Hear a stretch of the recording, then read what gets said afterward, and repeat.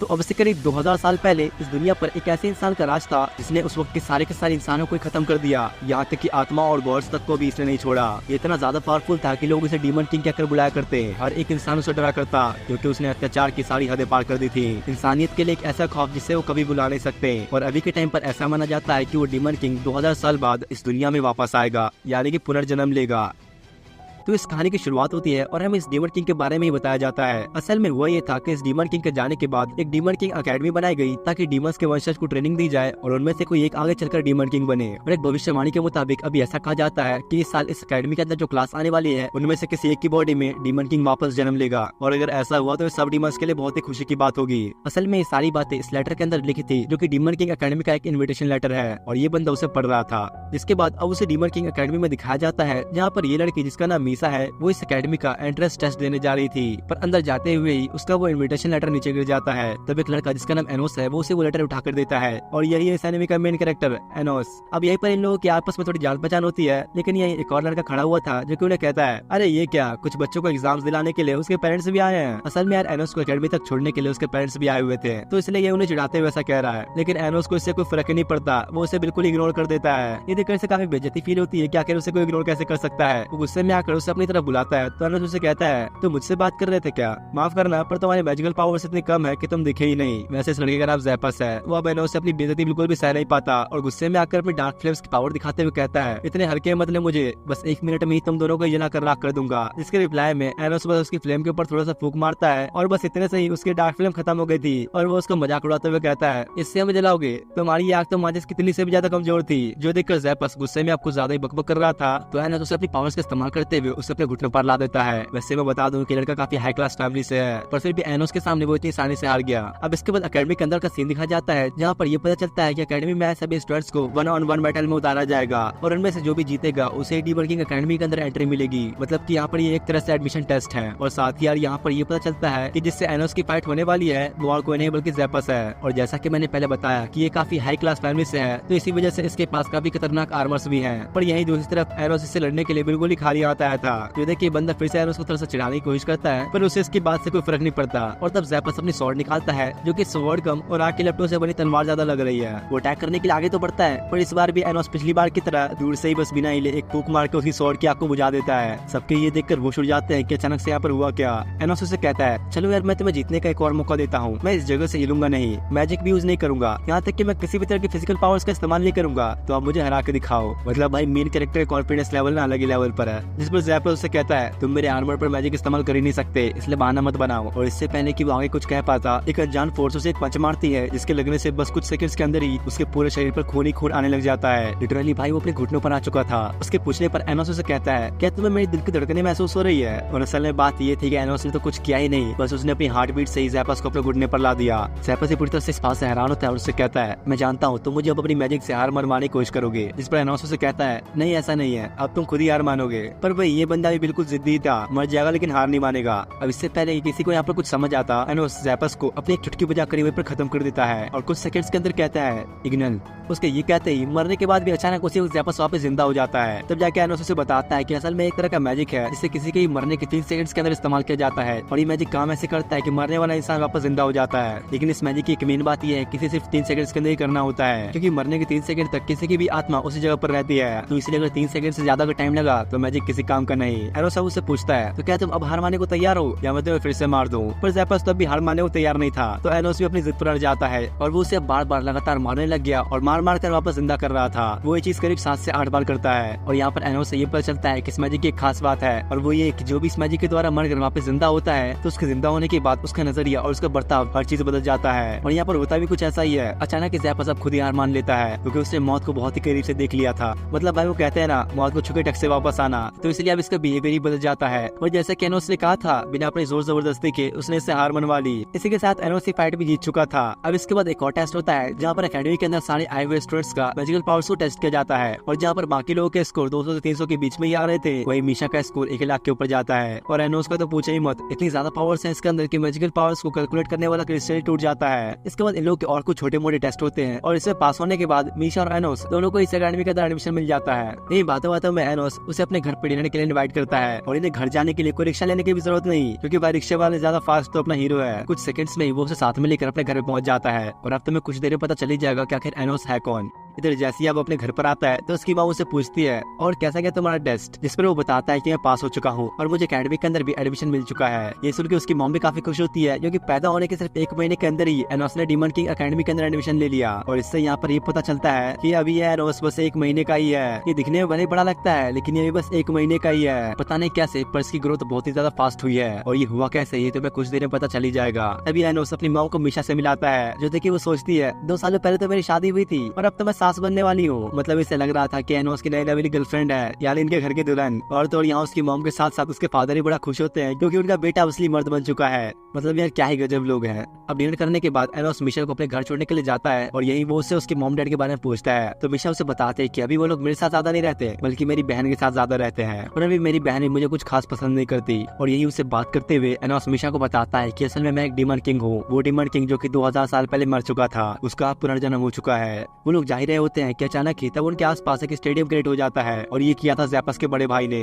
असल में ज़ैपस अब एनोस से बदला लेने के लिए अपने बड़े भाई को लेकर आया है, जिसका नाम है लियोर्क। अब जैसे लियोर्क को यहाँ पर ये पता चलता है कि ज़ैपस एक ऑर्डिनरी स्टूडेंट से हार कर आया है, तो ये बिना कुछ सोचे समझे उसे वही मार डालता है। उसका मानना ये था कि ज़ैपस ने एनोस जैसे बच्चे से हार कर उनकी हाई क्लास फैमिली के नाम पर एक दाग लगा दिया। लियोर्क तब अपने साथियों से कहता है, देख क्या रहे हो, खत्म करो इसे। और अब ये लोग एनोस के ऊपर अटैक करते उससे पहले ही वो अपनी आंखों से एक मैजिकल पावर इस्तेमाल करता है, जिससे अचानक ही उस सभी का मैजिक आउट ऑफ कंट्रोल हो जाता है। यहाँ तक कि लियोर्क भी अपनी मैजिकल पावर्स को कंट्रोल नहीं कर पाता। ये देख के वो समझ जाता है कि एनोस कोई मामूली नहीं, और तब वो अपना एक बहुत ही खतरनाक मैजिकल स्पेल इस्तेमाल करता है जो कि उसके पूर्वजों का दिया हुआ है। लियोर्क इस अटैक को इस्तेमाल करने के बाद काफी कॉन्फिडेंस में था कि पक्का अब एनोस तो नहीं बचेगा, लेकिन अब जो होता है उसे ये देखकर अपनी आंखों पर यकीन नहीं होता, क्योंकि भाई एनोस और मीशा को उसके खतरनाक अटैक के बाद भी एक छोटी सी खरोच तक नहीं आई थी। वो उसे कहता है, अरे भाई मेरे, ये मैजिक मैंने तो क्रिएट किया था और तू मुझे इससे मारने चला है। और तब एनोस ज़ैपस को अपने डिमोनिक पावर से एक ज़ॉम्बी के रूप में वापस जिंदा कर देता है और ज़ैपस इतना गुस्से में था कि वो लियोर्क को देखते ही उसे मारने आगे बढ़ता है, क्योंकि उसके भाई ने अपने ईगो में आकर उसे ही मार डाला था। लियोर्क की तो दूर से ही देखकर फट जाती है और बचने के लिए वो ज़ैपस को मारने की कोशिश करता है, लेकिन अब इस ज़ॉम्बी वाले रूप में वो काफी पावरफुल हो चुका था, इतना पावरफुल कि लियोर्क अब उसके सामने टिक भी नहीं सकता है। एनोस उसे कहता है, देखो तुम्हारा भाई अब इतना पावरफुल हो चुका है, तुम उसके साथ मिल जाओ और फिर तुम दोनों ही मिलकर मुझे हरा देना। लेकिन लियोर्क इसके लिए नहीं मानता, क्योंकि उसे ज़ैपस पर विश्वास नहीं। इस पर एनोस उसे कहता है, अरे तुम एक बार कोशिश तो करो, वो तुम्हारा ही भाई तो है, उससे थोड़ा प्यार से बात करो, वो जरूर तुम्हारी बात मान लेगा।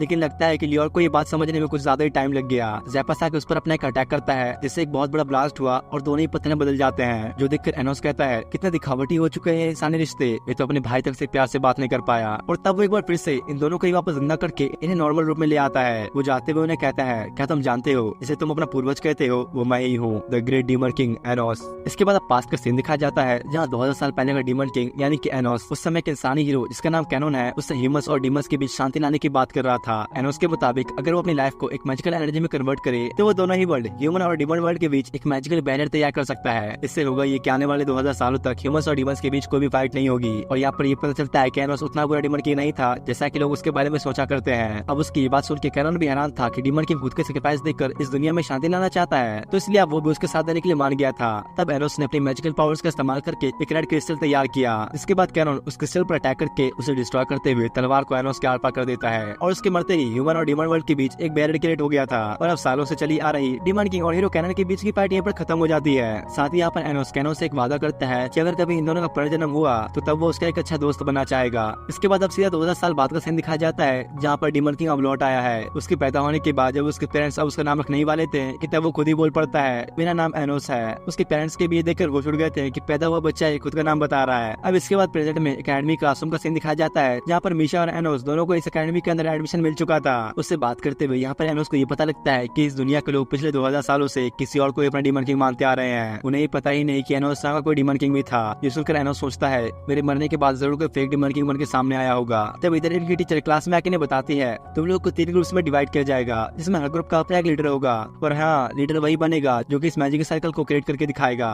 तो अब लीडर बनने के लिए एनोस अपना हाथ खड़ा करता है, लेकिन असल में टीचर तो एनोस को डीमन किंग बनाना ही नहीं चाहती थी, इसलिए वो उसे चुनती ही नहीं, क्योंकि उसका ब्लड काफी मिलावट वाला है। इसलिए टीचर नहीं चाहते कि इस एकेडमी में हाई क्लास फैमिली वालों को छोड़कर कोई और डीमन किंग बने, जो देखकर एनोस अब उसे चैलेंज कर देता है और कहता है कि चलो देखते हैं कि कौन ये मैजिक सर्कल अच्छे से क्रिएट कर पाता है। और कुछ सेकंड्स के अंदर ही एनोस ने यहाँ पर टीचर से अच्छा एक मैजिक सर्कल क्रिएट करके दिखा दिया। साथ ही साथ उसने यहाँ पर उस मैजिकल सर्कल में कुछ कमियां भी निकाल दी थी, जिसे लोग सालों से फॉलो करते आ रहे हैं। टीचर भी ये देखकर बिल्कुल हैरान होती है, क्योंकि भाई एक मैजिकल सर्कल में चेंजेस करना कोई मामूली बात नहीं, तो अब वो कर भी क्या सकती थी। मजबूरन उसे एनोस को लीडर बनाना पड़ता है। असल में यहाँ पर 3 ग्रुप्स बनाए गए थे और तीनों ग्रुप्स का ही एक अलग लीडर है, और यहीं पर इन लीडर्स में से एक साशा नाम की लड़की है। ये और कोई नहीं बल्कि मीशा की बड़ी बहन है। पर जैसा कि मीशा ने कुछ समय पहले बताया था, उसकी बहन उसे कुछ खास पसंद नहीं करती। वो वहाँ पर आकर मीशा की काफी बेइज्जती करती है, क्योंकि वो अभी एनओस के ग्रुप में है। इससे यहाँ पर ये पता चलता है कि एनओस के ग्रुप में बस मीशा के अलावा और कोई है ही नहीं, क्योंकि सारे के सारे हाई क्लास फैमिली के स्टूडेंट्स हैं। उसने एनओस के साथ कोई जो होना ही नहीं चाहता, पर इससे क्या ही फर्क पड़ता है, अपना हीरो अकेला ही काफी है। तब साशा एनोस को बताती है, क्या तुम्हें पता है तुम जिसके साथ बैठे हो वो ना ही कोई डीमन है और ना ही कोई इंसान, असल में एक डॉल है जिसमें मैजिक के जरिए जान डाली गई है। लेकिन मैं एनोस के जाने कोई फर्क ही नहीं पड़ता, और वो उल्टा साशा की और बेइज्जती ही कर देता है। बड़ी बेइज्जती उसे सहन नहीं होती, और वो गुस्से में आकर अपनी डिमोनिक आइज को एक्टिवेट करती है, जिससे अचानक ही पूरी क्लास की दीवारें टूटने लग गई थी। देखिए बाकी लोग सोचते हैं गलत पंगा ले लिया इसने, अब तो ये गया। पर किसी को भी अंदाजा कहा था कि साशा जैसी लड़की का पावर भी एनोस पर काम नहीं करेगा, क्योंकि उसके इन सब पावर से एनोस को घंटा कुछ फर्क नहीं पड़ता। और तब वो उसे अपनी डिमोनिक आइज दिखाता है, जिसे देखकर तो ये भी डरी गई थी। अब इसके बाद शाम का वक्त दिखाया जाता है, जहाँ लोग जा ही रहे थे कि साशा आकर उन्हें रोकती है। वो यहाँ पर आके एनोस को एक कॉम्पिटिशन के लिए चैलेंज करती है। अगर इसमें एनोस जीत जाता है तो वो उसके ग्रुप में शामिल हो जाएगी, लेकिन अगर इसमें एनोस हारता है तो उसे पूरी जिंदगी भर उसका नौकर बन के रहना पड़ेगा। तो अब एनोस भी इसके लिए मान जाता है, वो ऐसा मौका हाथ से गंवाने वाला थोड़ी था। अब इसके बाद आता है सीधा कॉम्पिटिशन वाला दिन, जहाँ इनकी टीम्स की बैटल अब शुरू हो चुकी थी। साशा इधर अपने साथियों के साथ एक बड़ा सा कैसल बनाकर तैयार कर देती है, और वहीं दूसरी तरफ मीशा ने भी अपनी मैजिकल पावर से 3-3 कैसल बनाकर खड़े कर दिए थे। इधर ये लोग एनोस पर नजर रख रहे थे, क्योंकि इन लोगों को लग रहा था कि एनोस अपने कैसल में से इन पर अटैक करेगा, लेकिन उसकी टीम में मीशा के अलावा तो कोई है ही नहीं, तो कैसल में रहकर करेगा क्या। और वो अब सीधा साशा कैसल में एंटर करने के लिए पहुंच जाता है। पर ये तो बड़ी कॉन्फिडेंस में थी,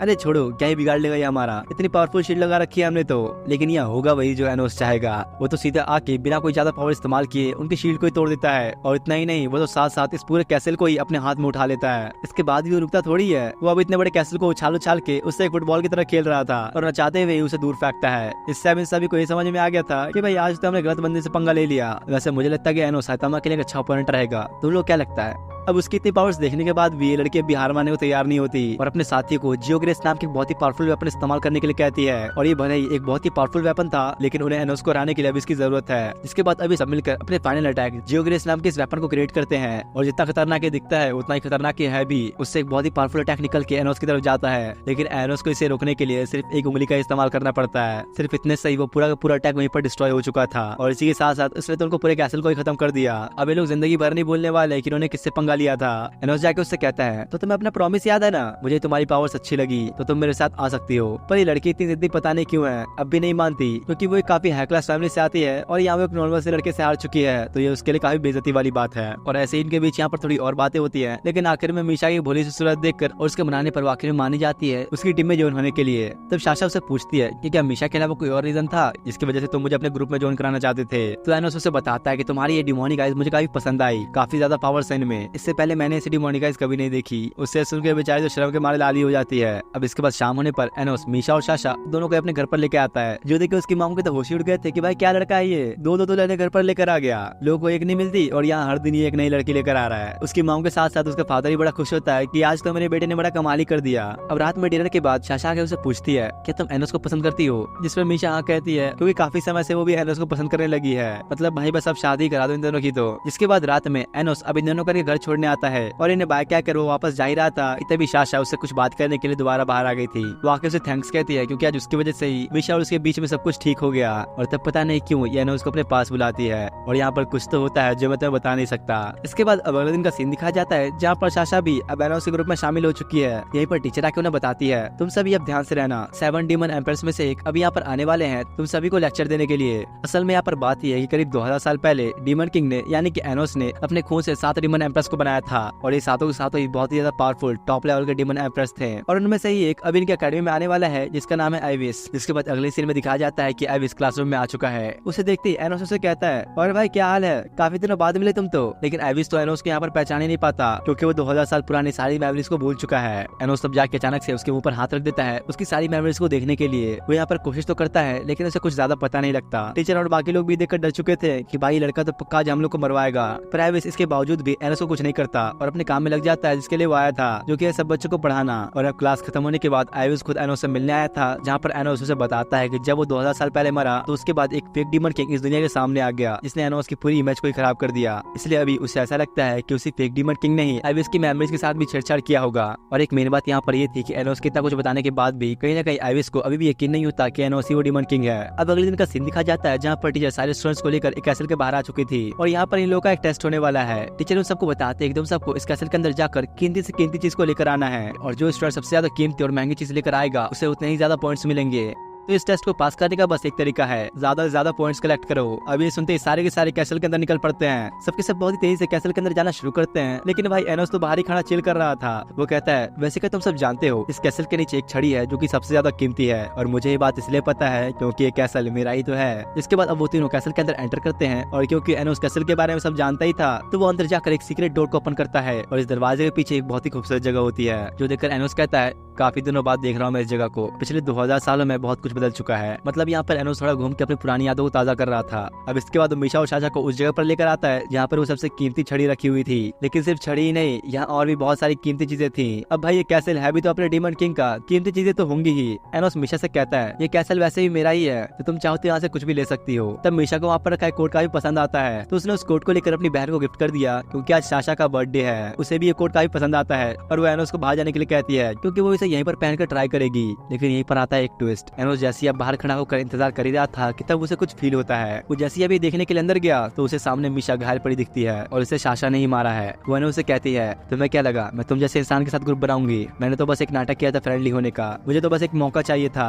और अब इस छड़ी के साथ मेरे पास तुम सबसे भी ज्यादा पॉइंट्स होंगे। और तभी वो मीशा के ऊपर एक मैजिक करती है जिससे अगर एनोस ने उस पर अटैक किया तो अटैक मीशा को ही लगेगा। पर यार डीमन किंग से बच के भागना इतना कोई आसान थोड़ी है। वो कुछ सेकंड्स में ही शाशा को पकड़ने के साथ साथ मीशा को भी हील कर देता है। एनोस अब इससे पहले कि शाशा कुछ करता मीशा उसे रोक लेती है क्योंकि भले उसकी बहन उसे कितना भी नफरत करे वो उसे नुकसान नहीं पहुंचाना चाहती। शाशा के वहां से जाने के बाद मीशा बताती है कि असल में मैं उसकी कोई बहन नहीं बल्कि उसकी सोल यानी कि आत्मा से बनी एक डॉल हूँ। ये सुनते ही एनोस को समझ में आ जाता है कि जरूर ये सब के पीछे आइविस का किया धरा है। दरअसल एनोस ये समझ चुका था कि आइविस ने शाशा के शरीर के 2 टुकड़े किए थे और उसमें से एक है मीशा। साथ ही यहाँ पर ये पता चलता है कि शाशा के बर्थडे वाले दिन यानी कि आज रात मीशा उसके शरीर के अंदर समा जाएगी और दोनों की बॉडी एक होने की वजह से शाशा कई गुना ज्यादा पावरफुल हो जाएगी। इससे डीमन किंग का आने वाला वंश यानी आने वाले समय में डीमंस और भी ज्यादा पावरफुल बनेंगे और आइविस भी यही चाहता था, इसलिए उसने one of the strongest demon यानी कि शाशा के साथ ऐसा किया। इस पर एनोस कहता है अरे चिंता मत करो तुम्हें मेरे रहते कुछ नहीं होगा। तो इस तरफ यहाँ उसकी बहन जाने ही वाली थी कि तभी कैसल का गेट बंद हो जाता है और ये क्या था एनोस ने, वो उसे कहता है देखो तुम्हारी बहन तुमसे कुछ बात करना चाहती है तो पहले उसकी बात सुन लो।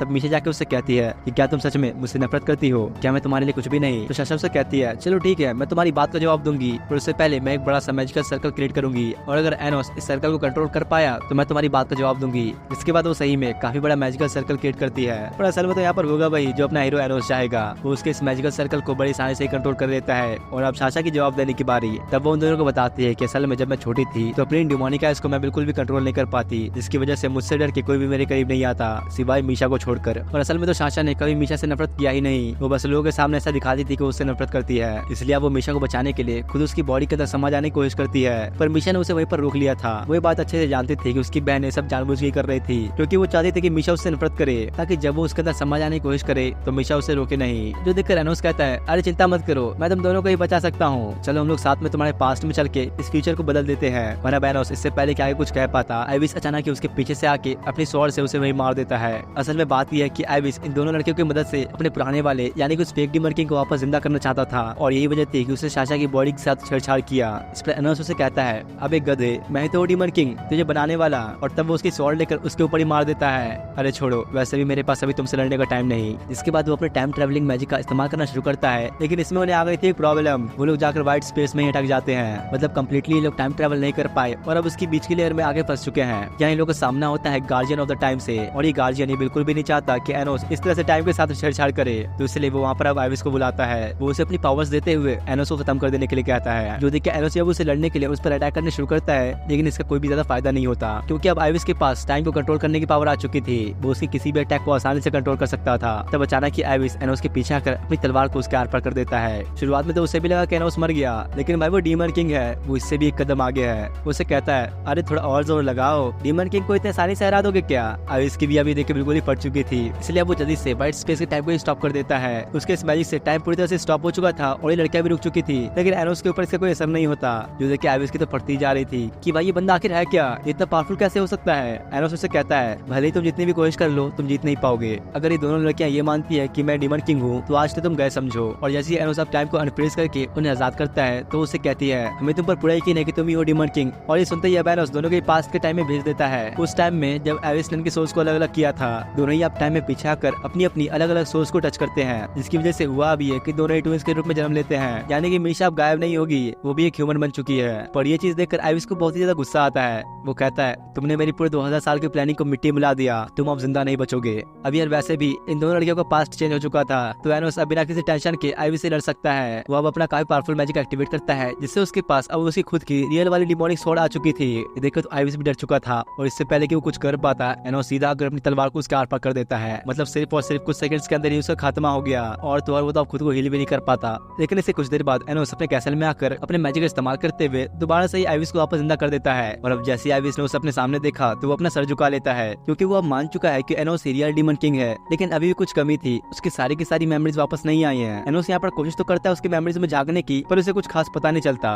वो उससे कहता है मैं नहीं जानता कि अभी तुम लोगों के साथ क्या छेड़खानी की गई है और ये किसने किया। मुझे उस फेक डीमन किंग के बारे में भी कुछ भी नहीं पता, तो इसलिए अब तुम्हारा ये काम है कि तुम बाकी के 6 डीमन एम्परर्स के ऊपर नजर रखो और उन्हें इन्वेस्टिगेट करो। यही दूसरी तरफ मीशा और साशा भी अब प्रेजेंट में वापस आ चुके थे और वो काफी खुश होते हैं कि उनके बीच अब सब कुछ ठीक हो गया और इस सब का पूरा क्रेडिट जाता है एनोस को। अब इसके बाद सीधा सीन जाता है पास्ट में, यानी कि 2000 साल पहले, जहाँ एनोस अपने एक साथी शिन के साथ था और यहाँ पर वाटर स्पिरिट के एक वॉरियर को देख रहा था जो कि एक लड़की है। और वहाँ पर एनोस के खिलाफ एक बहुत ही बड़ा लगभग 7 से 8 मुंह वाला ड्रैगन बनाती है और इस सच में कुछ ज्यादा ही खतरनाक था। उसके एक ही अटैक से आसपास की जगहों पर बाढ़ आ गई थी। तो अब एनोस भी उसे सबक सिखाने के लिए जा ही रहा था कि तभी शिन उसे रोकते हुए कहता है इस बार आप ये मौका मुझे दीजिए, मैं इसे जरूर खत्म कर दूंगा। इस पर एनोस भी मान जाता है और उसे कहता है ठीक है, तो अगर तुम इस ड्रैगन को एक ही अटैक में खत्म कर पाए तो मैं तुम्हारी कोई एक विश पूरी करूंगा। जिसके बाद अब शिन आकर उस ड्रैगन के ऊपर अपना एक बहुत ही पावरफुल अटैक करता है, जिससे इसने सही में बस एक ही अटैक से इस ड्रैगन को वहीं पर खत्म कर दिया। तो अब एनोस उसके पास आके उससे कहता है तो बताओ क्या है तुम्हारी विश। और यहाँ पर शिन की विश ये थी कि वो हजारों सालों के बाद पुनर्जन्म लेना चाहता है और एनोस भी उसकी इस विश को पूरा करने के लिए मान गया था। लेकिन इतने में यहाँ पर अब उसे लड़ने के लिए इंसानों का हीरो कहना ना जाता है, जो देखकर एनोस तो परेशानी हो गया और कहता है अबे यार ये भी अलग ही मुसीबत है, मैं चाहे कितनी बार भी इसे मार दूं ये फिर से वापस आ जाता है। और यार ऐसा इसलिए क्योंकि अभी कैनन के पास अभी 7 लाइव्स है, यानी कि वो 7 बार मरकर वापस जिंदा हो सकता है। तो एक बार फिर से अभी दोनों के बीच यहाँ पर वॉर शुरू हो जाती है। और हाँ, ये एनोस के सैक्रिफाइस से पहले वाला टाइम है जब भी कैनन और एनोस आपस में लड़ा करते थे।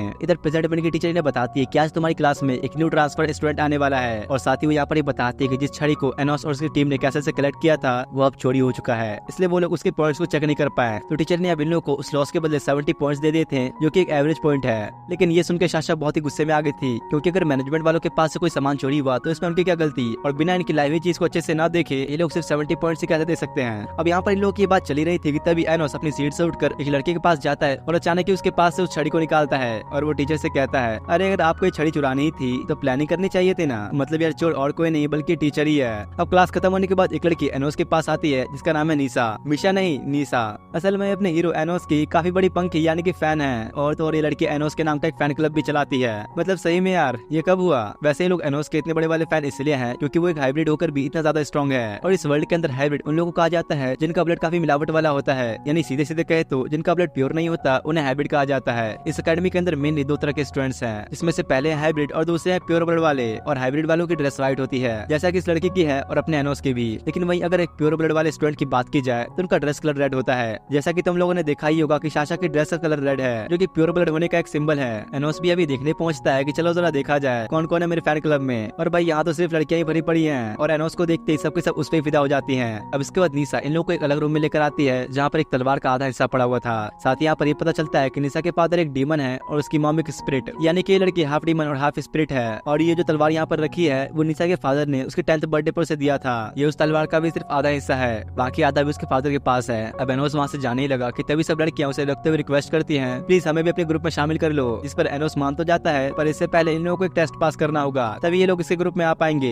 इसके अब कुछ देर बाद का सीन दिखाया गया जहाँ पर 2 डीमन फाइटिंग ग्राउंड में खड़े थे और ये दोनों सारे स्टूडेंट्स को ट्रेनिंग देने के लिए आए थे या इन सबको जमीन में गड़ी सॉर्ड्स को निकालना है। लेकिन ये चीज इतनी भी आसान नहीं थी क्योंकि कोई भी इन सॉर्ड्स को हिला तक नहीं पा रहा था सिवाय अपने एनोस को छोड़कर। उसने तो भाई एक ही झटके में सॉर्ड को निकाल लिया था। लेकिन वैसे एनोस यहाँ पर अकेला नहीं है, यहाँ पर एक और लड़का भी था जिसका नाम ले है और वो भी उस सॉर्ड को बड़ी आसानी से निकाल लेता है। ये वही न्यू स्टूडेंट है जिसके बारे में कुछ देर पहले टीचर ने बताया था। अब क्लासरूम में आने पर ले पहुंचता है सीधा एनोस के पास और उससे कहता है कि मैं तुम्हारी टीम में शामिल हो सकता हूँ। दरअसल यार इसने एनोस के बारे में काफी चर्चा सुना था इसलिए अब वो उसकी टीम में ज्वाइन होना चाहता है। क्लास में हर एक स्टूडेंट ये देख के बुरी तरह हैरान था था कि भाई चल क्या रहा है, क्योंकि यार ले के पास इतनी पावर है कि वो खुद अकेला ही एक अच्छी खासी टीम का लीडर बन सकता है। एनोस उसे देख के कहता है चलो ठीक है, तुम मेरी टीम में आ सकते हो, पर उससे पहले तुम अभी अपनी एक टीम बनाओ और मैं कल तुम्हारी टीम के साथ एक बैटल करूंगा, और अगर तुम उसमें अच्छा परफॉर्म करते हो तो फिर आ जाना मेरी टीम में। अब अगले दिन इनकी फाइट शुरू होती है, जहाँ पर साशा और मीशा ले के साथियों के साथ लड़ रही थी और दूसरी तरफ यहाँ पर ले एनोस से लड़ रहा था। ये भाई है तो सही में काफी पावरफुल, काफी अच्छा अटैक्स भी करता है, पर इसके बावजूद भी एनोस का सामना करने में इसे काफी दिक्कत हो रही थी।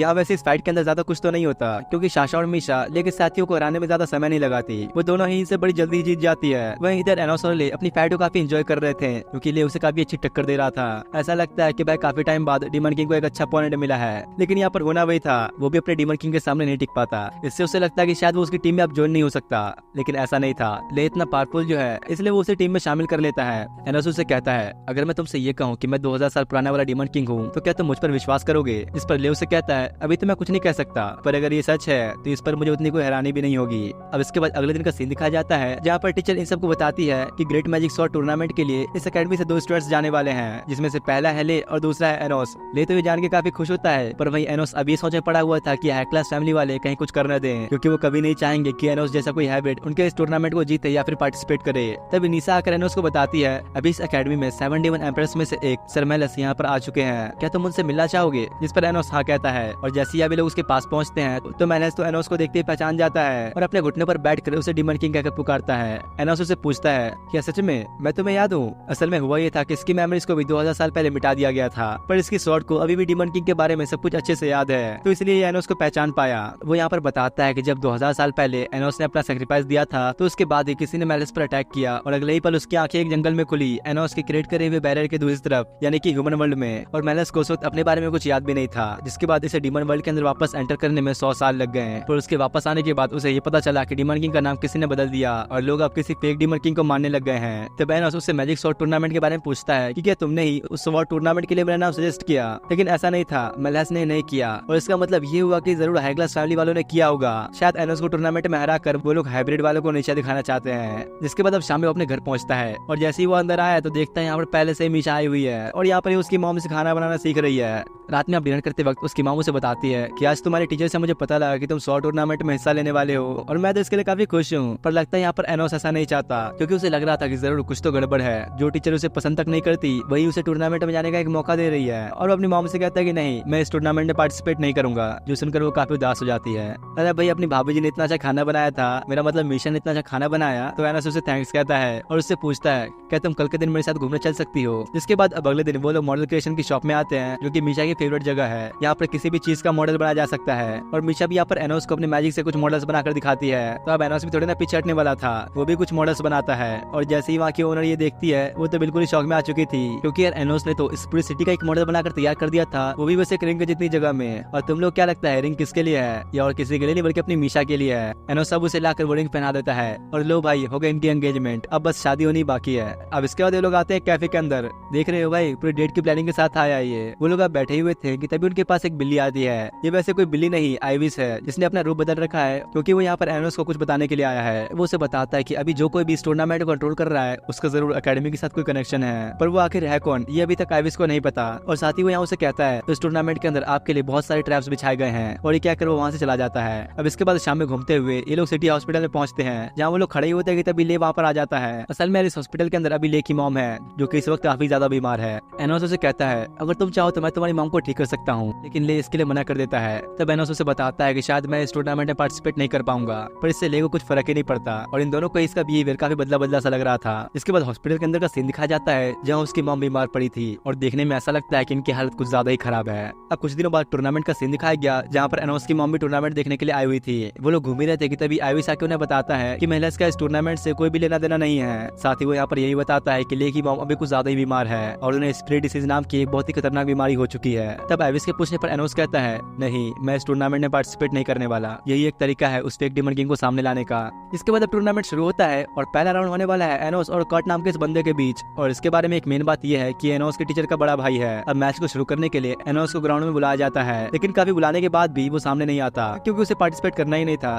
काफी देर तक बुलाने के बाद भी जब वो नहीं आता तो अंदर बैठे लोग उसके बारे में उल्टा सीधा बोलने लग जाते हैं। देख रहे हो इस डरपोक को, ये तो बाहर ही नहीं आ रहा, मैंने पहले ही कहा था ये हाइब्रिड वाले होते ही ऐसे हैं। दूसरी तरफ यहाँ पर एनोस को दिखाया गया, जहाँ उसके फादर उसके लिए खुद के हाथों से बनाई हुई एक स्वॉर्ड लेकर आते हैं। उन्होंने इस स्वॉर्ड के पीछे काफी दिनों तक मेहनत की है। तो अब भाई ये देख के एनोस भी क्या ही करता, उसके पेरेंट्स ने उससे इतनी उम्मीदें लगाई हैं, इसलिए अब वो भी इस टूर्नामेंट के अंदर फाइट करने का फैसला करता है, भले ही अब उसके लिए कितने भी जाल बिछाए गए हों। दूसरी तरफ यहीं पर हमें ले को दिखाया गया जो कि काफी उदास बैठा था और यहीं उसे कंपटीशन स्टार्ट होने की आवाज आती है। इधर एनोस की फाइट को दिखाया जाता है जहाँ भाई उसकी सारी की सारी फैन गर्ल्स उसे चीयर करने के लिए आई हुई थी। दोनों का ही मैचअप शुरू हो चुका था और कट एनोस के ऊपर काफी अच्छे अटैक्स करता है, लेकिन बड़े ही आराम से एनोस उसके सब अटैक्स को डॉज कर पा रहा था। तब गुस्से में आकर कट अपनी काफी स्पेशल टेक्निक का इस्तेमाल करता है, पर एनोस के लिए तो सिर्फ एक बच्चे जैसा अटैक था, वो तो बड़े आराम से इसे संभाल लेता है। जिसके बाद वो अब अपना अटैक करता है, बस एक नॉर्मल सा अटैक। ये भले एनोस के लिए एक नॉर्मल अटैक था पर कट के लिए नहीं, उसकी तो पूरी वाटी लग चुकी थी और उसकी स्वॉर्ड भी टूट जाती है, यानी कि अपना डीमन किंग बस कुछ मिनट्स के अंदर ही इस मैच को जीत गया है। इधर अपने भाई को इस तरह हारा हुआ देख के तो ये टीचर भी गुस्से में आ चुकी थी।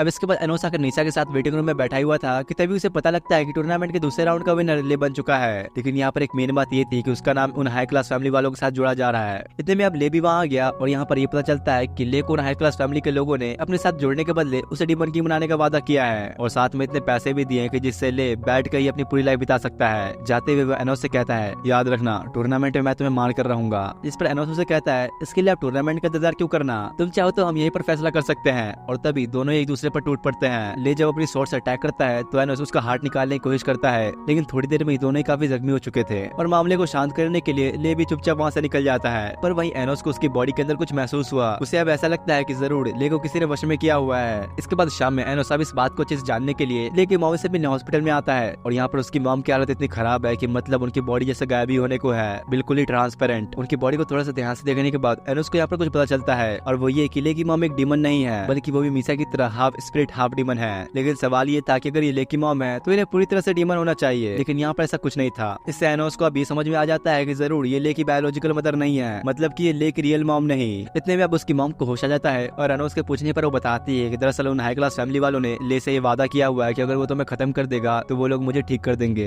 जिस पर एनोस कहता है, अगर मैं आपको पहले ही ठीक कर दूं तो फिर तो ले उन लोगों से क्या वो कॉन्ट्रैक्ट को तोड़ सकता है। इसलिए अब वो उनसे उनके स्पिरिट डिसीज के ट्रेडिशन के बारे में पूछता है। दरअसल यार यहाँ पर एक मेन बात यह है कि एनोस इन्हें तभी ठीक कर पाएगा जब उसे इस डिसीज के ट्रेडिशन के बारे में पता होगा। पर मेन दिक्कत तो यहाँ पर यह थी कि ले की मॉम को उसके ट्रेडिशन के बारे में पता ही नहीं है, तो अब एनोस भी इसमें कुछ नहीं कर सकता क्योंकि वो इन्हें ठीक नहीं कर पाएगा। लेकिन तभी निशा उसे कहती है, मैं तो एक हाफ स्पिरिट और हाफ डीमन हूँ, तो मैं तो अपनी सोर्स ऑफ एनर्जी इन्हें दे सकती हूँ। असल में सोर्स ऑफ एनर्जी बॉडी का एक काफी पावरफुल हिस्सा होता है और अगर निशा उन्हें अपनी एनर्जी दे तो इससे इस बात के चांसेस हैं कि ले की मॉम ठीक हो सकती है। तो अब एनोस उसकी सोर्स ऑफ एनर्जी ट्रांसफर करना शुरू करता है, लेकिन तभी बाहर से उसे कुछ अजीब प्रेजेंस आती है और वो कहता है जरूर कुछ तो बुरा होने वाला है। और तभी दिखाया जाता है एनोस की फैन गर्ल्स को जो कि उसके मॉम के साथ उसके घर जा रही हैं। असल में कुछ देर पहले एनोस ने अपनी मॉम को अपनी स्वॉर्ड दी थी घर लेकर जाने के लिए और स्वॉर्ड की रक्षा करने के लिए लड़कियां भी उसके साथ थी। पर तभी वहाँ पर आती है एनोस की वो अकेडमी वाली टीचर। वो उसकी मॉम से कहती है कि आप मुझे स्वॉर्ड दे सकती हैं। वो क्या है कि मुझे कुछ जांच करनी थी, इसमें टूर्नामेंट का रूल है ये। पर इन लड़कियों को इस बात पर थोड़ा शक होता है, इसलिए उसकी मॉम वो स्वॉर्ड नहीं देती, जिस पर वो टीचर अब उसे जबरदस्ती करते हुए स्वॉर्ड को लेने के लिए उस पर अपना अटैक भी करती है। पर अब जल्दी से काम खत्म करने के लिए वो एनोस की मॉम को मारने की कोशिश करती है और ये असल में टीचर अपने भाई का बदला लेने के लिए सब कर रही थी और अब तो ये बिल्कुल ही उसकी मॉम को मारने पर आ चुकी थी।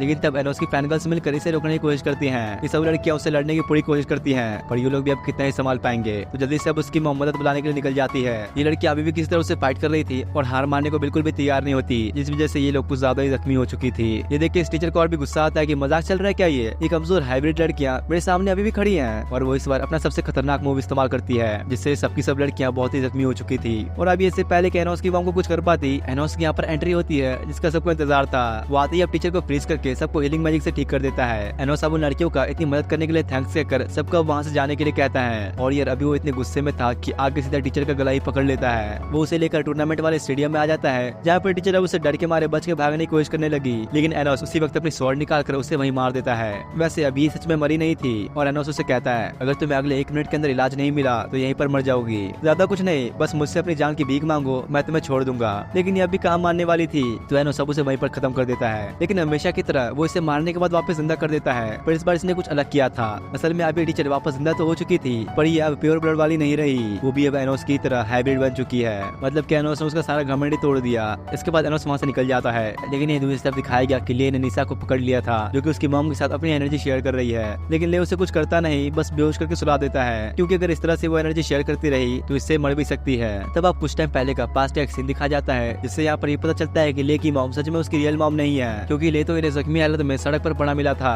प्रेजेंट में इधर वो अपनी मॉम से बात करने के बाद वापस वहाँ से चला जाता है और इसके जाते ही एनोस वहाँ पर पहुंच चुका था।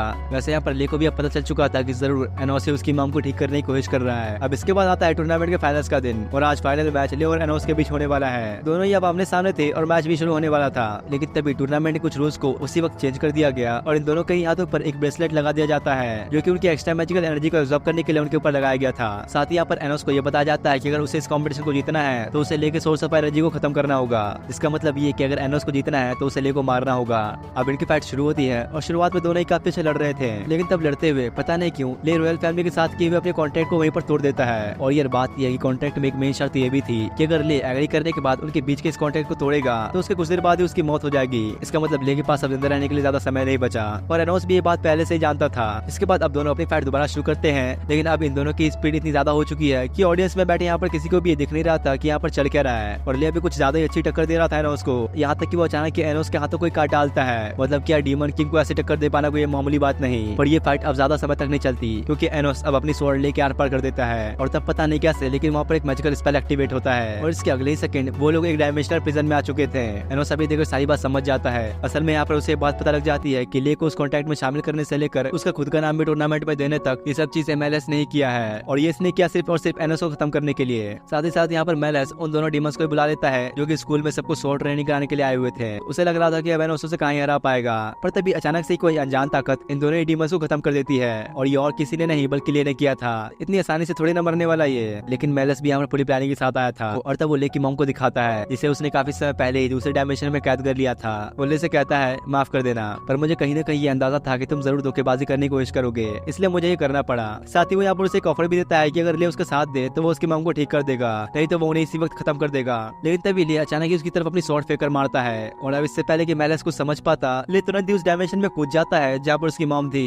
लेकिन इस मेलेस को अभी भी इससे कोई प्रॉब्लम नहीं होती और वो तब उस डार्क मैजिक को इस्तेमाल करना शुरू करने लगा जिसे 2000 साल पहले एनोस ने ह्यूमन वर्ल्ड और डीमन वर्ल्ड के बीच बैरियर क्रिएट करने के लिए किया था। पर अब ये मैजिक पूरी तरह से मेलेस के कंट्रोल में है। साथ ही वो इन लोगों को यहाँ पर ये बताता है कि इस डार्क मैजिक को पावर्स किसी और से नहीं बल्कि तुमसे ही मिल रही है। जो ब्रेसलेट उन्हें मैच से पहले पहनाया गया था उसकी वजह से सब हो रहा है। मैंने सब उस पर अटैक करने की कोशिश तो करने लगा, पर एनोस अपनी प्रोटेक्शन वॉल से आराम से इससे बच रहा था और वो अब उससे बचते हुए अपने कटे हुए हाथ से उस पर अटैक करने लगता है। डीमन किंग है भाई, कुछ भी कर सकता है, कटे हुए हाथ को भी कंट्रोल कर सकता है। लेकिन मेलेस इससे बचते हुए एब्सोल्यूट स्पेस के अंदर एंटर करता है जहाँ पर उसके अलावा और कोई भी नहीं आ सकता। साथ ही अब वो यहीं से ले और उसकी माँ के ऊपर भी अटैक्स करने शुरू कर देता है, पर एनोस उन्हें किसी तरह बचा रहा था और क्योंकि अभी लेके हाथों में लड़ने के लिए कुछ भी नहीं, तो एनोस अपनी ज्यादा से ज्यादा पावर इस्तेमाल करके एक स्वॉर्ड बनाकर ले को देता है। जिसके बाद वो इसे लेकर मेलेस के डार्क मैजिक से फाइट तो करता है, लेकिन फिर भी ले यहाँ पर कमजोर पड़ रहा था और उसकी स्वॉर्ड भी कुछ मिनट्स में टुकड़ों में बिखर गई थी।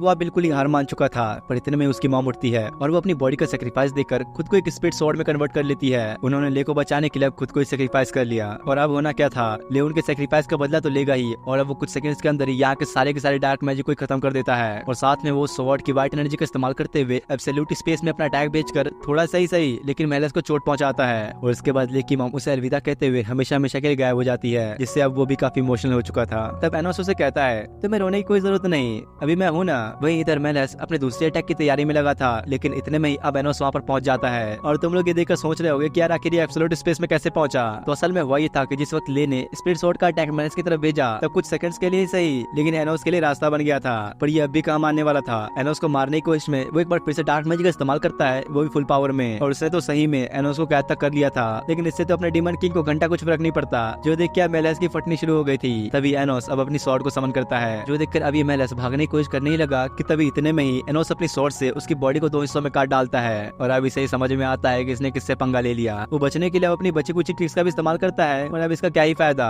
जिसके बाद अब एनोस उसके पास आके अपने डिमोनिक स्वॉर्ड से मेलेस के अंदर जो माइंड कंट्रोल मैजिक था उसे डिस्ट्रॉय कर देता है। वो अब इसे फेक डीमन किंग के कंट्रोल से आजाद कर देता है और इसका मतलब यहाँ पर यही हुआ कि मेलेस अभी तक फेक डीमन किंग के कंट्रोल में था।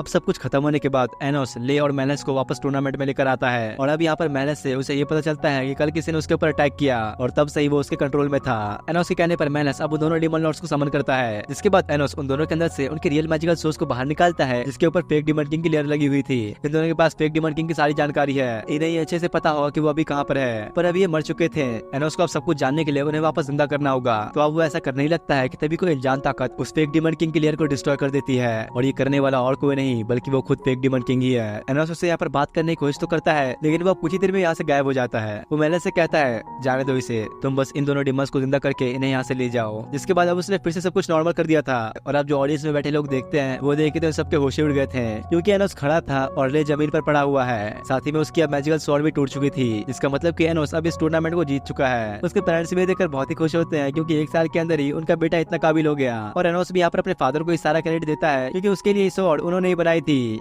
इतने में अब मेडिकल टीम आकर ले को हील करने लग जाती है, जिस पर एनोस उन्हें कहता है तुम लोग यहाँ से जा सकते हो, इसे मैं संभाल लूंगा। और अब वो आकर उसे पूरी तरह से हील कर देता है। लेकिन ले अब भी यहाँ पर काफी उदास था, क्योंकि इस लड़ाई में उसने अपनी मॉम को खो दिया, जो देखकर अपना डीमन किंग उसे एक सरप्राइज देते हुए उसकी मॉम को वापस जिंदा कर देता है। मतलब कुछ भी कर सकता है ये, पता नहीं क्या ही लिमिट होंगी इसकी पावर्स की। ले यहाँ पर अपनी मॉम को देखकर काफी खुश था, लेकिन वो तो ये जानकर हैरान थी कि वो अभी जिंदा कैसे है। तो एनोस ने बताता है कि दरअसल मुझे आपका ट्रेडिशन पता लग गया था, उसी की मदद से ही मैंने आपको जिंदा किया। और अब क्योंकि एनोस टूर्नामेंट जीत चुका था, तो उसे उसका प्राइज देने के लिए साशा वहाँ पर आती है। असल में हर बात यह है कि साशा जिस हाई क्लास फैमिली से बिलोंग करती है, उनमें से हर साल कोई ना कोई टूर्नामेंट के विनर को प्राइज सौंपने आता है। और बेचारी साशा एनोस को प्राइज देते हुए थोड़ा शर्मा रही थी, और साथ ही साथ वह यहाँ पर उसे गिफ्ट के तौर पर कुछ और भी देती है। पक्का ये लड़की अपनी बहन का पत्ता काटने के चक्कर में है। वैसे उसने यहाँ पर ये इसलिए किया क्योंकि विनर को प्राइज देने का एक ट्रेडिशन है। पर ये चीज देखकर उसके फैन क्लब की लड़कियां जेलस फील कर रही थी। मतलब देख रहे हो ना कितनी लड़कियां मरती है इस पे। इसके बाद अब फिर से 2000 साल पहले का समय दिखाया जाता है, जहाँ पर कैनोस से मिलने के लिए एनोस उसके पास आया था। उसे लग रहा था कि एनोस यहाँ पर उसे लड़ने आया है, लेकिन एनोस उन्हें बताता है कि दरअसल मैं यहाँ पर इस दुनिया के अंदर शांति कायम रखने के लिए आया हूँ। सिर्फ ह्यूमंस नहीं, हम डीमंस भी लड़ाइयाँ नहीं करना चाहते हैं। अब इस पर कैनन उसे कुछ रिप्लाई दे पाता है, तभी उसके एक साथी कमांडर एनोस पर अटैक करते हुए उसकी प्रोटेक्शन लेयर को तोड़ने की कोशिश करता है। असल में ये हीरो कैनन का कमांडर है, जिसका नाम है जैग। उसने अब किसी तरह एनोस की प्रोटेक्शन लेयर को तोड़ तो दिया था, पर एनोस तो उसे वहाँ पर बस एक झटके में घायल कर देता है। असल में डीमंस ने काफी समय पहले इसकी फैमिली को खत्म कर दिया था, इसलिए अभी उसे हर एक डीमंस से नफरत हो चुकी है। तब एनोस उससे कहता है इस लड़ाई के अंदर माँ बाप तो मेरे ही मर चुके हैं, लेकिन फिर भी मैं सिर्फ शांति चाहता हूँ। वो कैनन से कहता है अगर तुम सही में मेरी बात पर एग्री करते हो तो मुझसे मेरे कैसल में आकर मिलो। और ये कह के अब एनोस वहाँ से निकल जाता है। पर यही जैक बिल्कुल इस चीज के खिलाफ था, क्योंकि उसे डिमांड किंग के ऊपर बिल्कुल भी भरोसा नहीं। इसके बाद अब सीन प्रेजेंट में आता है, जहाँ पर दिखाया जाता है कि अब इन लोगों के न्यू टीचर ये हिस्टोरिया नाम की लेडी है, और ये इनकी पिछली वाली टीचर के रिप्लेसमेंट में आई है। वो यहाँ पर सबको बताते हैं कि अगले हफ्ते हम लोग ह्यूमन वर्ल्ड के अंदर बनी हीरो अकेडमी को विजिट करने के लिए जाएंगे, क्योंकि वहाँ के स्टूडेंट्स और तुम लोग के बीच एक छोटा सा कॉम्पिटिशन होने वाला है। और इस कॉम्पिटिशन के अंदर इन लोगों को गाजा नाम के मैजिक स्पेल को रिप्रेजेंट करना है, और वही ह्यूमन वर्ल्ड के स्टूडेंट्स आला मैजिक को रिप्रेजेंट करेंगे। और ये आला मैजिक वही है जिसको कि कमांडर जैक ने एनोस की शील्ड को तोड़ने के लिए इस्तेमाल किया था। आखिर में उनकी टीचर उन्हें अच्छे से प्रिपरेशन करने को कहती है। जिसके बाद अभी सब मिलकर ट्रेनिंग के लिए आते हैं, जहाँ पर अली अकेला ही इन 7 वर्सेस ऑल फाइट कर रहा था, पर फिर भी इतने कोशिशों के बाद भी ये लोग उसके सामने फीके पड़ रहे थे। और इन लोगों की ट्रेनिंग यहाँ पर काफी देर तक चलती रहती है।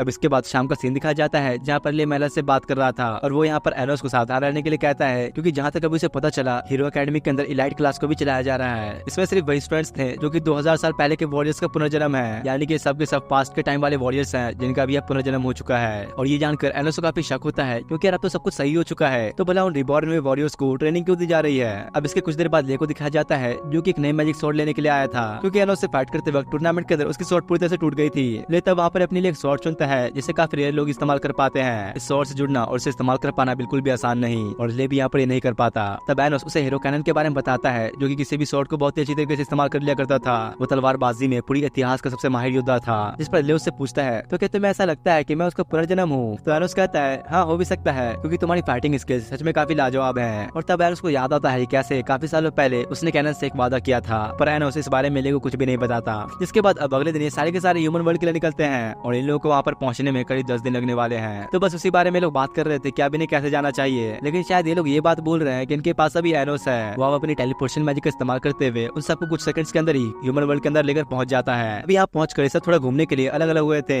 जहाँ पर एनोस और साशा घूमते हुए हीरो अकेडमी के अंदर पहुंचते हैं। दोनों जैसे ही अकेडमी का गेट खोलकर अंदर गए तो उनके सामने एक लड़की खड़ी होती है, इसका नाम है एलेनोर। एनोस जब यहाँ पर उससे बताता है कि हम लोग डीमन किंग अकेडमी से आए हैं, तो ये सुनकर तो बड़ा खुशी हो गई थी, क्योंकि यार आज से पहले वो किसी भी डीमन से नहीं मिली। जिसके बाद अब एलेनोर उन दोनों को अकेडमी दिखाने के लिए लाइब्रेरी में लेकर आती है, जहाँ वो इन दोनों को हीरो कैनन के बारे में बताती है, जिसने डीमन किंग को हराया था। वो उनसे कहती है क्या तुम लोग जानते हो हीरो कैनन ने ह्यूमन वर्ल्ड और डीमन वर्ल्ड को अलग अलग करने के लिए बैरियर बनाया था। और ये सुनकर साशा बहुत ही गुस्से में आ जाती है, क्योंकि असल में तो डीमन किंग ने उस बैरियर को क्रिएट किया था ना।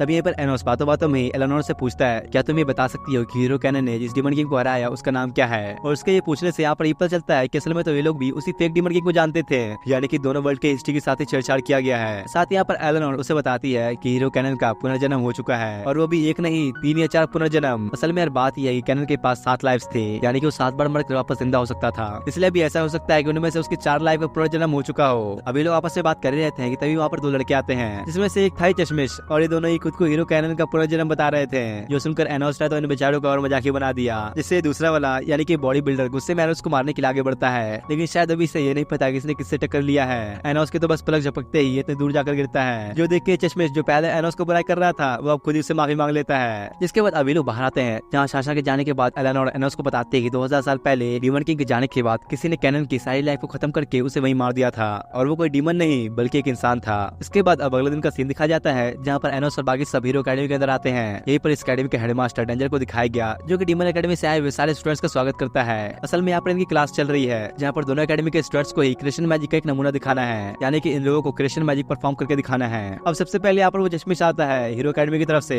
वो आकर एक स्वॉर्ड को क्रिएट करके सामने रखे पुतले को वहीं पर तोड़ डालता है। इसके बाद अब डीमन अकेडमी से एक रेविस नाम के स्टूडेंट को बुलाया जाता है। अब वैसे तो ये भी काफी अच्छा है मैजिक में, लेकिन यहाँ पर पता नहीं क्या होता है, उसके इतना ट्राई करने के बाद भी उसका मैजिक काम ही नहीं करता, जो देख के चश्मिश और हेडमास्टर दोनों ही डीमन अकेडमी का मजाक उड़ाने लगे थे। लेकिन तब एनोस खड़ा होता है और कहता है, अरे तुम लोग इंसानों के चाल चलने की आदत कभी खत्म नहीं होगी क्या? वो यहाँ पर सबको बताता है कि असल में यहाँ पर एंटी मैजिक स्पेल का इस्तेमाल किया गया है, जो कि सिर्फ डीमंस के किए गए मैजिक को ही रोका करता है। तो अब एनोस उस एंटी मैजिक स्पेल को खत्म करते हुए उस केज के अंदर रखे चूहे को साइज में 10 गुना करके उसे एक स्वॉर्ड में कन्वर्ट कर देता है। ये स्वॉर्ड एक हॉली स्वॉर्ड है, और ये कोई मामूली बात नहीं कि एक डीमन इस हॉली स्वॉर्ड को समन कर पाए, जो देखकर तो हीरो अकेडमी कुछ स्टूडेंट्स अब एनोस को डीमन किंग कहकर बुलाते हैं। पर साथ ही यहाँ पर बैठे कुछ हाई क्लास फैमिली के बच्चों को ये बात हजम नहीं होती, और बातों बातों में इनके बीच एनोस को लेकर बहस छिड़ जाती है। इसके बाद अब रात का सीन दिखाया जाता है, जहाँ पर एविस एनोस से बात कर रहा था। वो उसे यहाँ पर बताता है कि उसने पूरे हीरो अकेडमी के पेपर्स चेक किए, पर उसमें ये कहीं नहीं लिखा हुआ कि हीरो कैनन को किसी इंसान ने मारा। साथ ही साथ वो यहाँ पर बताता है कि शुरुआत से यहाँ स्टूडेंट्स को ये बताया जा रहा है कि हीरो कैनन ने ही डीमन और ह्यूमन वर्ल्ड के बीच बैरियर बनाया था, न कि डीमन किंग ने।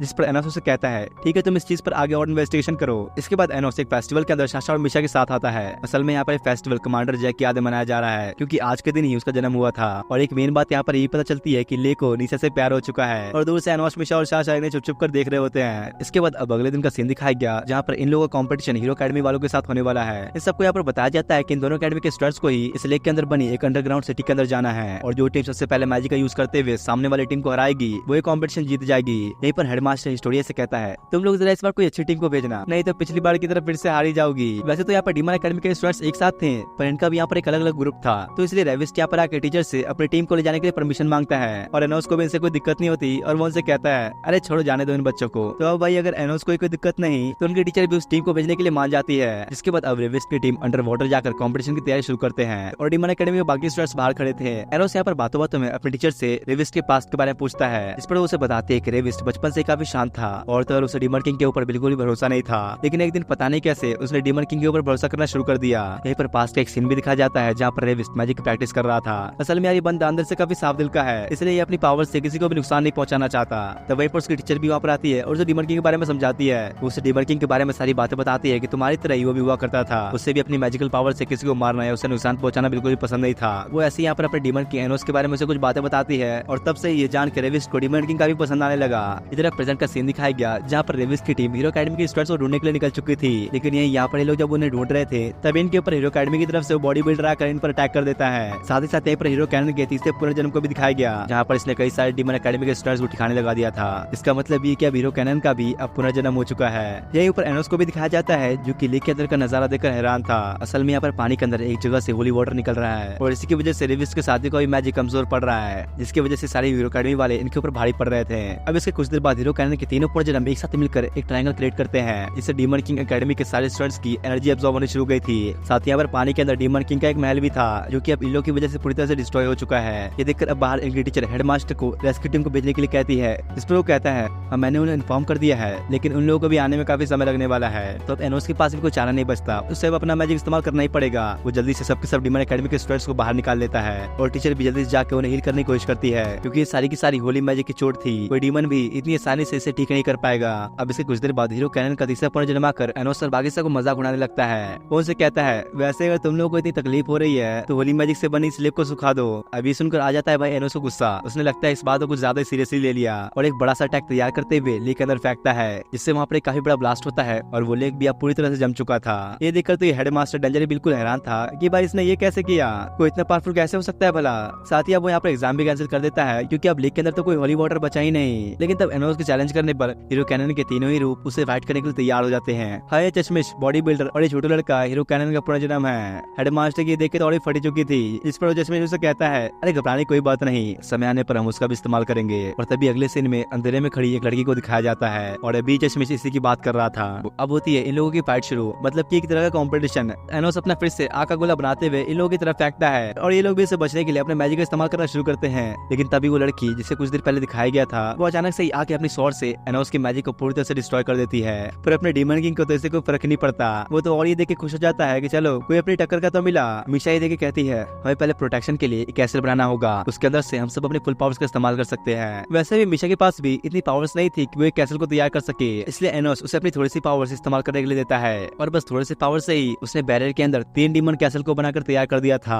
इतने में तभी यहाँ पर मिस्टीरियस गर्ल आती है। असल में रेलर की बोल नहीं सकती, ये हीरो कैनन के 4th लाइफ का पुनर्जन्म है और सही में ये काफी पावरफुल भी है। अभी तीनों एक साथ मिलकर मीशा को पकड़ने की कोशिश तो करते हैं, पर बीच में एनोस आने की वजह से वो अब खुद ही पकड़ा गया था। ये बेचारे भी ये देख के काफी खुश हो रहे थे, अब तो हमारा क्या बिगाड़ लेगा, तो खुद ही जाल में आकर फंस गया। लेकिन शायद अभी लोग ये बात भूल रहे हैं कि इनके सामने अभी कौन खड़ा है। एनोस इन तीनों को एक जोर का झटका देता है, जो देख के जेसिका भी अब उस पर अटैक करने की कोशिश तो करती है, पर इसका कोई भी फायदा नहीं। वहीं इधर दूसरी तरफ इस बॉडी बिल्डर और साशा की फाइट चल रही थी और वो उससे लड़ते हुए एक काफी पावरफुल बैरियर बनाता है साशा को कैद करने के लिए। जिसके बाद वो जैसे उसे मारने के लिए जा ही रहा था कि तभी अचानक कोई अनजान ताकत उस पर अटैक कर देती है। और ये किसी और ने नहीं किया था, बल्कि उसके खुद के होली मैजिक की वजह से हुआ, क्योंकि साशा ने उसके होली मैजिक को पहले काफी पॉइजनस कर दिया था। यानी कि उसके अटैक करने से पहले साशा ने उसके होली मैजिक को जहरीला कर दिया। साथ ही साथ वो यहाँ पर अपने डिमोनिक आई से सारे बैरियर को खत्म कर देती है। इधर दूसरी तरफ ले को दिखाया जाता है जो कि उस छोटी से फाइट कर रहा था, जहाँ पर वो उसे बैरियर के अंदर कैद कर चुका था और ये बैरियर इतना पावरफुल था कि ले तो वहाँ से हिल भी नहीं सकता। साथ ही यहाँ पर अपनी दूसरी हीलिंग शॉट को भी समन करता है और अगर इससे इसने किसी को भी मारा तो दुनिया का कोई भी हीलिंग मैजिक उसे हील नहीं कर सकता।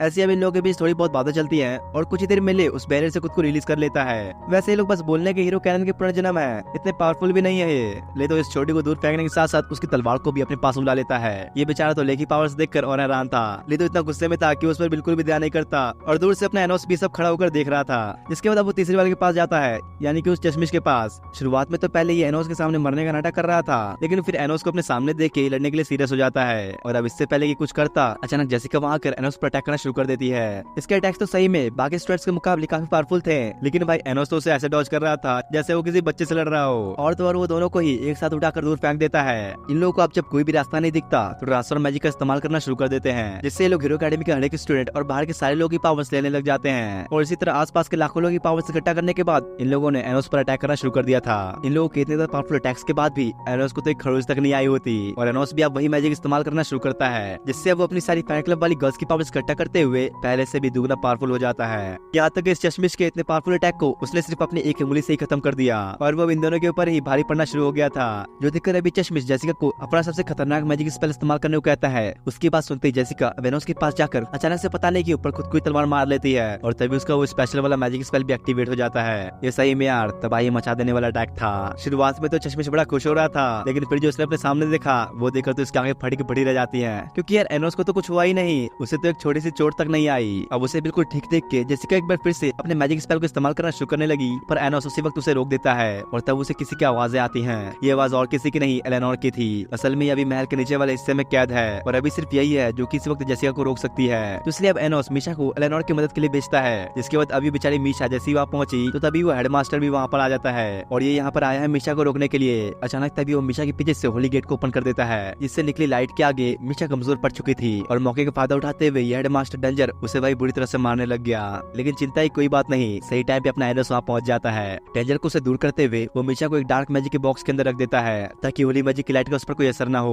वो अब उससे पूछता है जरा बताओगे ये तुमने क्यों किया, पर उसकी बात का कुछ जवाब ही नहीं देता। तो एनोस अब उसे वही खत्म कर देता है और हमेशा की जैसे अपनी डीमन किंग की आदत है वो उसे वापस जिंदा कर देता है। एनोस कहता है देख बेटा, मैं तुझे इस तरह हजारों बार मार कर हजारों बार जिंदा कर सकता हूँ और मैं चाहूँ तो ये चीज तेरे साथ जिंदगी भर रिपीट होती रहेगी, तो इसलिए अच्छा यही रहेगा कि सब सच बता दो। पर भाई ये बंदा तो कुछ बताने को तैयार ही नहीं होता, इसलिए एनोस अब उसकी सच्चाई सबके सामने लाने के लिए क्रिएशन मैजिक का इस्तेमाल करता है, जिससे ये अब हेडमास्टर बिल्कुल ही खतरनाक रूप में ट्रांसफॉर्म हो चुका था और उसका असली रूप अब सामने आ जाता है। असल में बात यह है कि इसकी सोच बिल्कुल कमांडर जैक की तरह ही है, इसलिए सारे डीमंस को बस किसी तरह खत्म करना चाहता है। और अब इससे पहले कि कोई चाल चलना शुरू करे एनोस टाइम को स्टॉप करके उसे वहीं रोक लेता है और इसी वजह से हीरो अकेडमी के सारे स्टूडेंट्स भी होश खो बैठते हैं। इधर यही एनोस उसे कुछ देर में मारकर उसकी बॉडी के सोर्स ऑफ एनर्जी को ही बाहर निकाल देता है। वो उससे कहता है क्या तुम जानते हो बॉडी को खत्म करने से ज्यादा खतरनाक सोर्स ऑफ एनर्जी को खत्म करना होता है। और इतना कहते ही उसी वक्त उसकी सोर्स ऑफ एनर्जी को डिस्ट्रॉय करते हुए उसे वहीं मार डालता है। अब इसके कुछ देर बाद एलेनोर को दिखाया गया जो कि अपने सामने एनोस को आते हुए देखती है। वो आखिर उससे पूछता है आखिरकार तुम हो कौन, जिस पर वो उसे बताते हैं कि असल में मैं एक ह्यूमन स्पेल हूँ और मैं हीरो अकेडमी के सारे स्टूडेंट्स के मैजिक को कंट्रोल करती हूँ। इससे एनोस को ये समझ में आ गया कि यही है वो जो हीरो कैनन के पुनर्जन्म वाले रूप को हील करती रहती है। पर अभी उसके लिए ये टेंशन वाली बात नहीं है। असल में जेसिका ने भी अपना मैजिक स्पेल एक्टिवेट किया हुआ है और क्योंकि अभी एनोस ने टाइम को स्टॉप कर रखा है इसलिए उसका अभी कोई असर नहीं हो रहा। पर अगर उसने टाइम को स्टार्ट कर दिया तो सारे स्टूडेंट्स एक एक करके ब्लास्ट होने लग जाएंगे और अभी बस एलेनोर ही है जो कि उन्हें रोक सकती है। एनोस अब बाहर आते ही जेसिका के स्पेल को डीएक्टिवेट कर देता है। साथ ही यहाँ पर ये दिखाया जाता है कई सारी जेसिका अलग अलग बबल्स में कैद है। इस पर एलेनोर से बताती है कि असल में सारा प्लान जैक का है। हीरो कैनन का कमांडर वो डीमन से बहुत ही ज्यादा नफरत किया करता था, इसलिए उसने हीरो अकेडमी बनाई ताकि वो इंसानों को डीमन के खिलाफ हमेशा भड़काता रहे।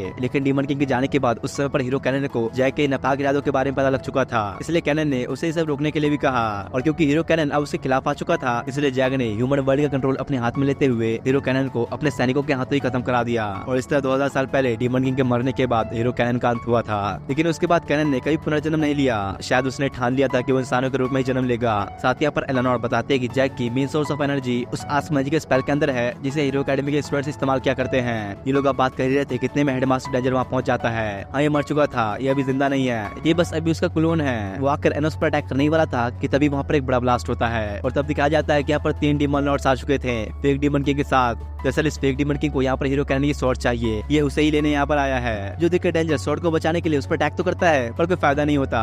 ये तीनों डीमन लॉर्ड्स उसकी रक्षा के लिए खड़े थे। फेक डीमन किंग स्वॉर्ड को लेकर वहाँ से जा ही रहा था कि तभी एनोस उसके सामने आ खड़ा होता है। वो उस पर अटैक तो करता है पर फेक डीमन किंग उसे रोकते हुए एनोस के ऊपर ही वापस अटैक को भेज देता है। असल में यार ये भी लड़ने के मूड में नहीं था और अपने साथियों के साथ जाते हुए कहता है ये दुनिया सिर्फ हम डीमंस की है। इसके अब कुछ देर बाद का सीन दिखाया गया जहाँ पर फेक डीमन किंग जनता के सामने आकर कहता है मैंने आज से 2000 साल पहले दोनों वर्ल्ड्स के लोगों को अलग अलग करके बहुत बड़ी गलती की थी, क्योंकि इंसान तो पिछले हजारों सालों में भी नहीं बदले, तो इसलिए आज मैं द डीमन किंग तुम लोगों को आदेश देता हूँ इंसानों के खिलाफ लड़ने का।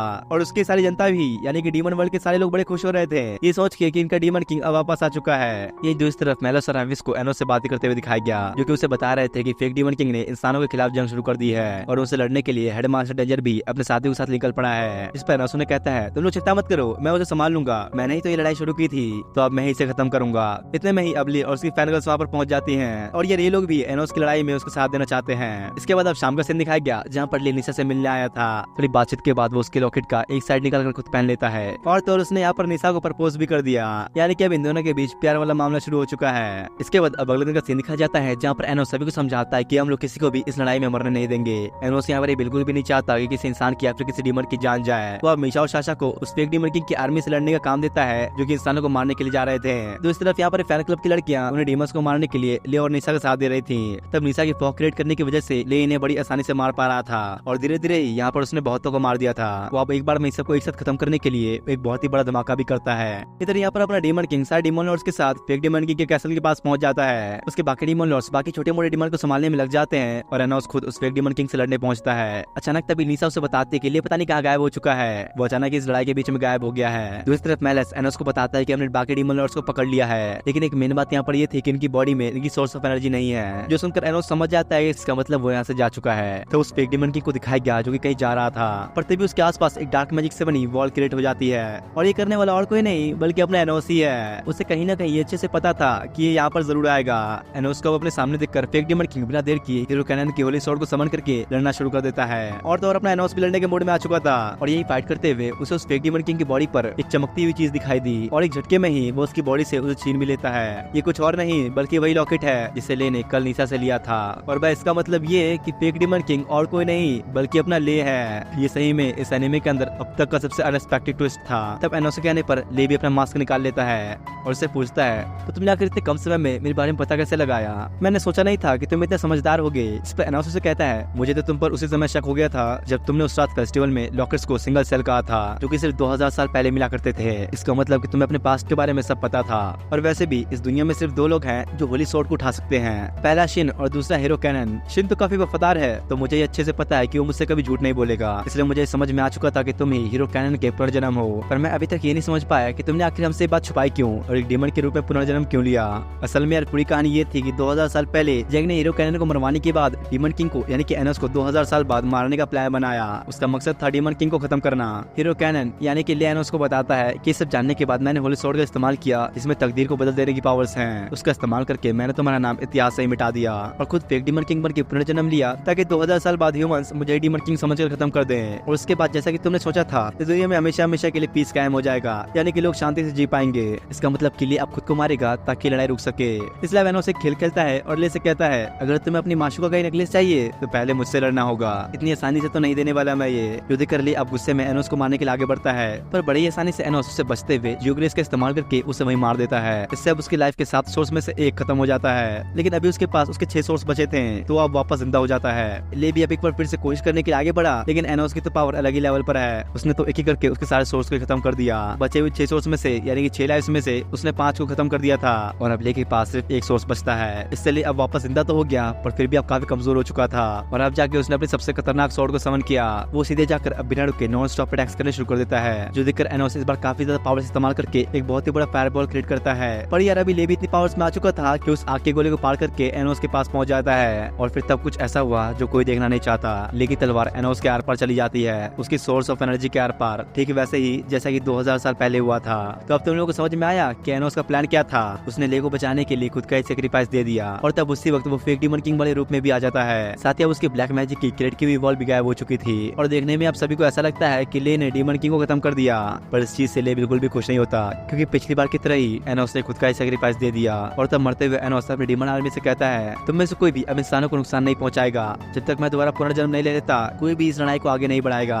और ये कहने के साथ ही एनोस वहाँ से गायब हो जाता है, जो देखकर अब सारे सोल्जर्स पीछे हट जाते हैं। पर इस चीज से हेड मास्टर डेंजर खुश नहीं होता और सबको ही ले को मारने के लिए भड़काता है, क्योंकि वो तो एक डीमन ही है ना। लेकिन कोई भी सोल्जर यहाँ पर उसकी बात ही मानने को तैयार नहीं होता। जो देख के तो ये और भी गुस्से में आ चुका था और अपनी बकबक कर रहा था, तभी उसकी बॉडी में से जैक का बचा हुआ सोर्स बाहर निकलकर आस मैजिक को एक्टिवेट करता है, जिसके बाद अब जैक खुद सबके सामने आता है। वो यहाँ पर ले से कहता है तुम्हें पता भी है तुमने क्या किया, एक हीरो होने के बावजूद एक डीमन के रूप में तुमने पुनर्जन्म लिया। लेकिन लगता है लेस की बकबक नहीं सुनना चाहता। वो गुस्से में उसकी सोल के पास आकर उसे डिस्ट्रॉय करने की कोशिश तो करता है, पर असल में तो यार इसकी सोल आस्क मैजिक से बनी थी, जिसमें काफी सारे लोगों के मैजिकल पावर्स का इस्तेमाल किया गया है। तभी एविस भी ये देख के मीशा और साशा की सोल को एक साथ मिला देता है। उसने ये उसी मैजिक से किया था जिस तरह से इसने इनके बचपन में इनके बॉडी को अलग किया था। इन दोनों की पावर्स इससे काफी ज्यादा बढ़ जाती हैं, पर यार इनका भी जैक के सामने टिक पाना मुश्किल ही था। साथ ही यहाँ पर अभी जेसिका के कई सारे क्लोन्स भी हैं, जो देखकर जैक अब उन सारे क्लोन्स का सेल्फ डिस्ट्रक्शन ऑन कर देता है, ताकि ये लोग एक एक करके खुद ब्लास्ट हो जाएं। निशा और ले इन्हें रोकने की कोशिश तो करते हैं, पर कोई फायदा नहीं होता, क्योंकि ये लोग जितना भी उन्हें खत्म करे जैक उससे ज्यादा ही जेसिका को वहाँ पर ले आता है। लेकिन यार तभी यहाँ पर कुछ बिल्कुल ही अजीब होता है। अचानक ये सारी जेसिका नीचे ही गिरने लग गई और यहाँ पर कोई तो एंट्री लेने वाला है। क्या लगता है कौन आएगा?